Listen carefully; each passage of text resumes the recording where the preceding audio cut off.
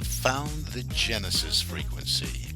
This is Dr. Stephen J. Kazmina welcoming you in to another episode of a show that focuses on your whole life prosperity and success. Whole life prosperity and success by cooperating with the universal laws that are available to each and every one of us. This is Quantum Leap Goal Achievement, Radical Personal Transformation, Whole Life Prosperity and Success. Now, stay tuned for another exciting episode that'll move the needle in your life from where you are now to where you want to be. And good morning, good afternoon, good evening, whatever time of day it may be, wherever you are in the world. When you hit that play button, so glad you did. Always want to share my appreciation for each and every listener, whether you've been with me for a long, long time or this is your first time to the show. Welcome. I always like to think we're in the right place at the right time because the dots will somehow connect to what is transpiring in our lives or what we want to transpire in our lives. This show is all about personal, professional leadership and spiritual development and being a better version of ourselves today than we were perhaps yesterday or the day before. Always moving to that worthy ideal, that goal that we've set for ourselves, the vision, the picture that we hold of the life we would love to live. That's what this show is all about. And I share things that I've studied for years and years and years and years, and things beyond that, because we can all study and read a book, but beyond that, it's the application and action. So, what I share with you are tools and philosophies and ways of thinking from a cause and effect point of view in order to create the life that I would love to live. This I was a mess. So what I share with you absolutely positively is law and it works. And if you would just apply it and take action on some of the things, you're going to see a difference. You can prove this for yourself. So anyway, welcome in. Thank you for being here. You're in the right place at the right time. Last week we started to take another look at the classic work by James Allen titled As a Man Thinketh, which is really loosely pulled from Proverbs, book of Proverbs, one of the books in the wisdom literature and scripture. But as a man thinketh, and the full scripture says, as a man thinketh in his heart, so is he or she. This was written a long time ago, so there's a lot of he's and hims in there. So this is humankind we're talking about. He's and she's. So we started on this, and I don't think we have to do a episode or a show on every single chapter. I'll let you decide that. I'll go by the comments that come in and gauge the direction we'll go, for instance, with the next episode. But we're going to talk about it a little bit today because we were looking at really the first chapter is what we got at, and that was about really about thought and character. And the next chapter in the book's about thought and circumstances, and it's a real short book. The book's only 60 pages. If you can't find it out there, reach out to me and I will get you a digital copy. It's public domain, so there's no charge for it. Like I said, it's only about 60 pages long. So I don't think we need a whole bunch of shows on this. Read it and then, reach out to me if you want to talk about anything that you saw in there. But we'll talk about it a little bit today and see where this show goes.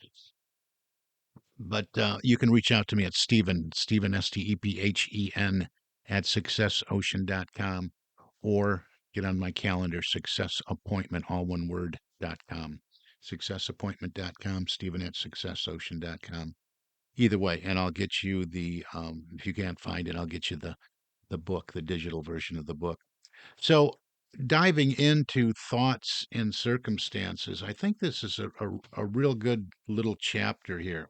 Again, it's one of the longer ones in the little book, but you know, I I don't know if everyone really looks at it and realizes number one, how powerful they are, that we always have the ability to make a choice and to decide, and not just, major decisions that come up in our lives, but every thought, every word we speak, every action we take, we're making choices. Now, most of those thoughts, those words, those actions are born out of habit. They're often very reactive. They're often done unconsciously, but they come from somewhere. They come from programming. When we study this material and set our intention to move into deliberate thought, deliberate word, deliberate action, we can soon see how the circumstances that we're experiencing right now are a product of either those deliberate thought, words, and actions or those unconscious thought, words, and actions that we've been engaged in for perhaps a very, very long time. All you have to do is look at circumstances and you can see pretty much what you've been thinking, what your habitual thought has been. And this goes for everyone. We think that we think in secret, that nobody knows our thoughts, but in reality, we're really broadcasting what we're thinking through the circumstances that we're immersed in. So that's really something to think about. I love this chapter because I love getting visuals. We think in pictures, so this really helps. James Allen talks about the mind is just as a gardener that cultivates his land, his garden. He keeps it free from weeds. He doesn't want the weeds growing in there. He wants to grow his flowers and his fruits. So the gardener would tend to the garden, right? Pull the weeds up, plant the seeds, right? That he knows will produce what he would like to harvest, whatever that may be. So that's how it is with our mind. We want to do this deliberately and intentionally, weeding out all the wrong, useless thoughts that aren't serving us, that are not in alignment with our worthy ideal, with the goal, with the vision. And we want to cultivate our thoughts. We want to be very, very, very vigilant. Now, I want to just stop right here for a moment and assure you, whether you're just working on you as an individual, whether you're working on your small business, whether you're on the corporate team, it doesn't matter if you're a C-suite executive and on the executive team and upper management, if you are on the front line, if you are a customer facing element of your corporation, if you're an entrepreneur, small business owner, just working on you, it doesn't matter. We're all wired the same way. So this applies to you. When we look at the great big picture, I think you really got to get this right in the corporation, in the boardroom, all the C suite executives, all of the executive team, because it's the thought that still the dominant thoughts, and we have group thought. Remember that we have group thought, and that group thought, along with individual thought, tends to externalize as circumstances, as culture. Get it? It's so important. This isn't airy fairy stuff. This is reality. This is law. This is how it works. This is how we are wired. So it's really important to understand this, to plant the seeds, to cultivate the seeds, to weed out the thought habit, the word habit, the action habits that are not serving the vision, that are not serving the purpose, that are not serving the mission.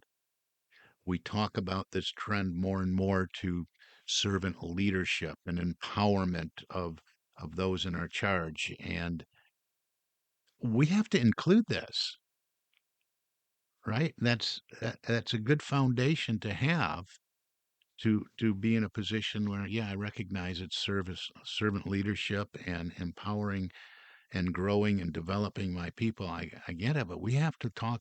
We have to really think about the mind because, as I said earlier, so many of us are moving about society unconsciously. So we want to change circumstances. All right. So let's just consider that right now in this moment for this show at this point in the book. We want to change circumstances. James Allen goes on to say man is buffered by circumstances so long as he believes himself to be a creature of outside conditions. But when he realizes that he is a creative power, that he may command the hidden soil and seeds of his being out of which circumstances grow, he then becomes the rightful master of himself. So, I talked a little bit about this in the last episode. We are so often just like the steel ball in a pinball machine, bouncing around from outside condition to outside condition. What's going to happen today? I mean, things happen, life happens, right? But are we living a life as a series of reactions to outside conditions? You are a creative power. You always have a choice. You get to make a decision. You have the power to decide. You have the power to set an intention. You have the power to commit to a direction, to pursue the worthy ideal. James Allen goes on to say that circumstances grow out of thought. Every man knows who has for any length of time practiced self control and self purification, for he will have noticed that the alteration in his circumstances has been in exact ratio with his altered mental condition. So if you do not like the circumstances that you are in right now, the circumstances, the situation, the events that are showing up and perhaps showing up over and over and over again in your life, in your personal life, in your professional life, in your business life, in your organization, in your corporation, in your small business, whatever it is, if you don't like the circumstances, examine thought. Push back, schedule some time, and I mean push back meaning to step away. Maybe you're too close to it and really examine the thought patterns that have led you into the circumstances that you're experiencing right now. James Allen says men are anxious to improve their circumstances, but are unwilling to improve themselves. They therefore remain bound. And that's really what it is. It's liberty or bondage. We are bound to our circumstances because we're unwilling to improve ourselves. And and here's what happens. People say, "Well, I'm going to improve myself. I'm going to try really, really, really hard. I'm going to try." Well, try is already setting the word try is already setting yourself up to let yourself off the hook. Well, I tried. How about I am? How about I will? And I don't even like I will. That puts it in a future point in time that doesn't even exist right here and now. How about I am? And that's what we want to use as our basis for thought for the circumstances we do want to experience. I am now.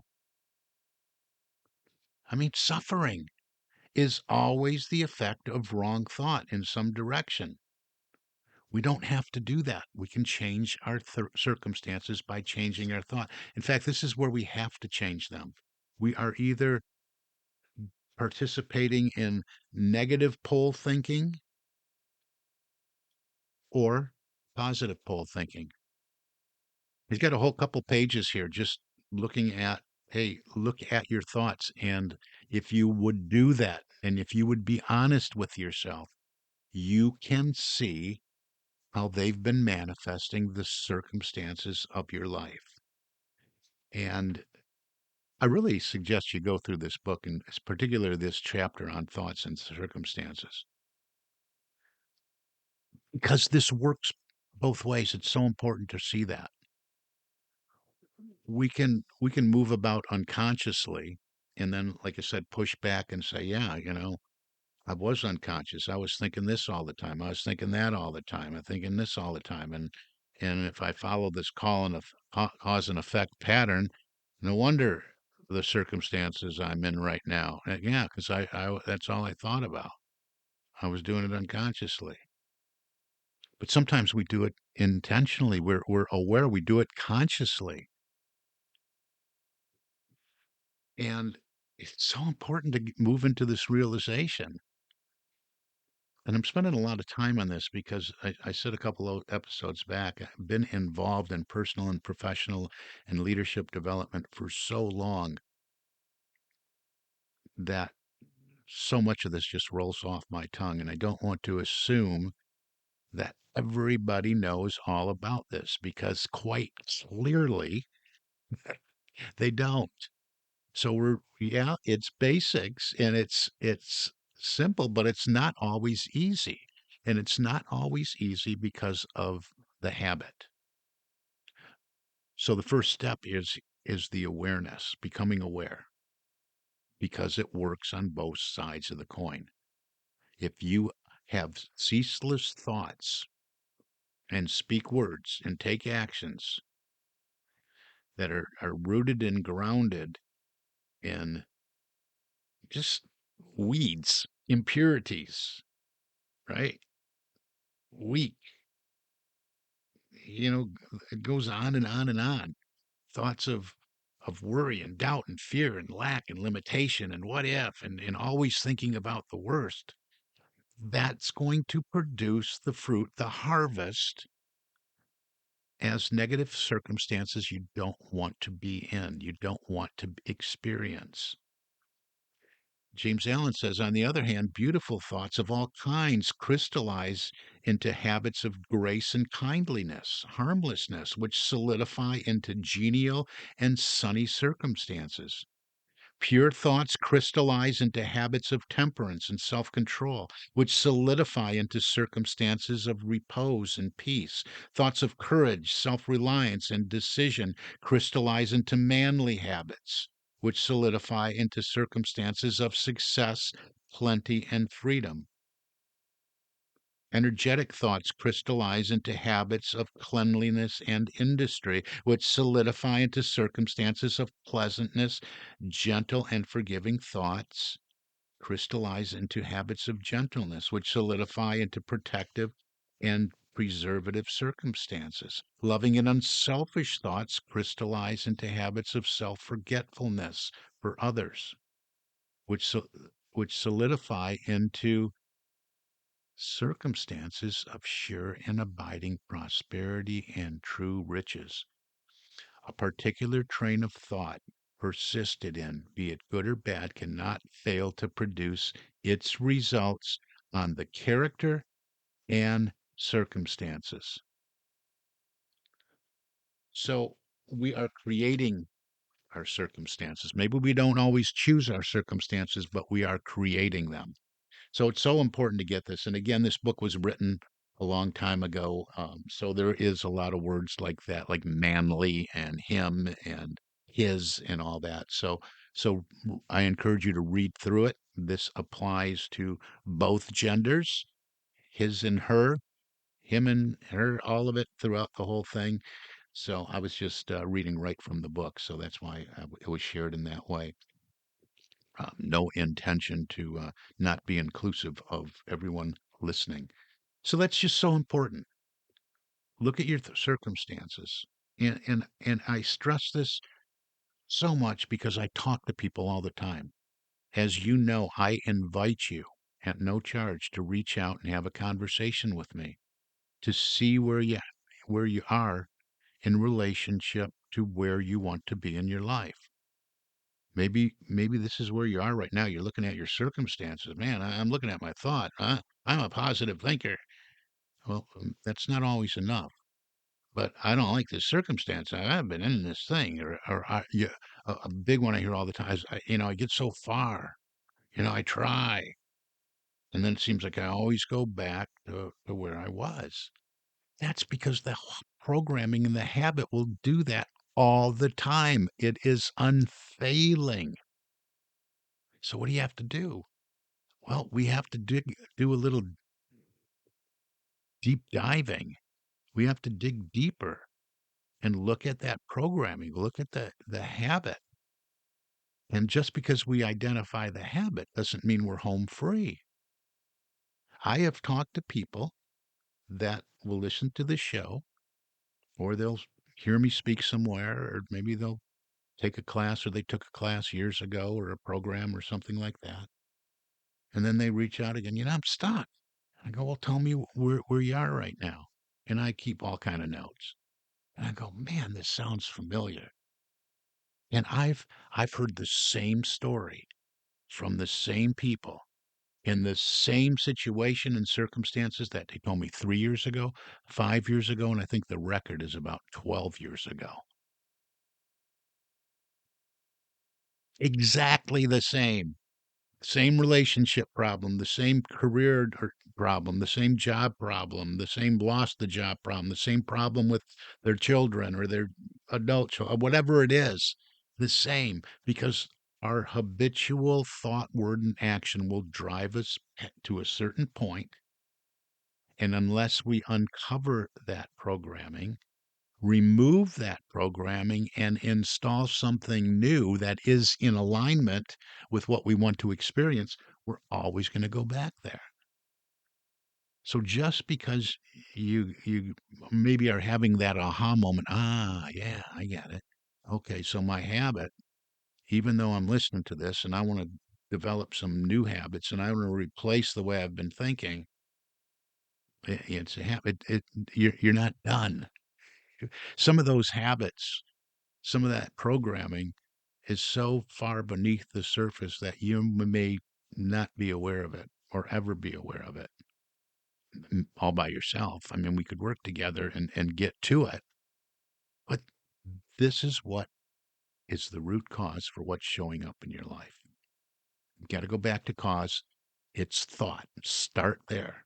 Start there. Be very, very vigilant. Now, it's a daunting task when you realize we have 40 to 60,000 thoughts a day.